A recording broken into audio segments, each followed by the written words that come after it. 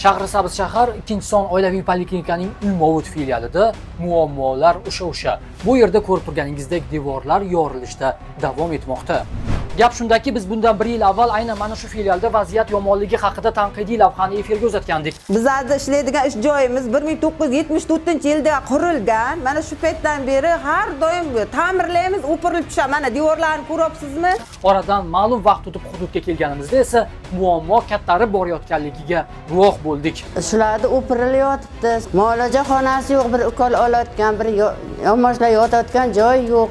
Bemorlar kelsa mana quruq taxtalarga yotibman. Biz mana Uy-Movut Svasiya 6000 ta aholiga xizmat qilamiz. Hayot uchun xavfli hamma joy yorilyapti mana. Ko'rsangizlar, xonalar ham yorilgan. Bemorlar keladi, hech qanday sharoitimiz yo'q ularga xizmat ko'rsatishga. Svit masalasi, mana svit ham 10 kundan beri svit ham yo'q.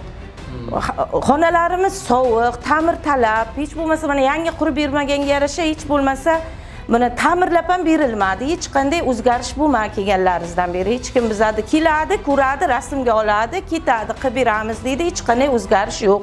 Ta'mirlab berishini so'rayapmiz anchadan beri. Avariya holatga kelib qolgan. Bironta falokat bo'lib devor og'ib ketishi mumkin. Mazkur muammo yuzasidan biz mas'ul shaxsdan telefon orqali rasmiy izoh oldik. Bu filialimizda 2025 aholi tomonidan faqat open byudjet orqali ta'mirlashimiz lozim. Bundan boshqa yo'limiz yo'q. Shuning uchun aholini faollikka chaqiramiz. Ko'rib turganingizdek, mutasaddi bu filialni faqatgina tashabbusli byudjet loyihasida aholi yutsa ta'mirlash mumkinligini aytdi. Biz aholi bu loyihada g'olib bo'lguniga qadar yuqori turuvchi mas'ullar muammoga jiddiyroq e'tibor qaratadi deb umid qilib qolamiz. Dilshod Nabiyev, Sardor Yo'ldoshev, Qashqadaryoda shunaqa gaplar.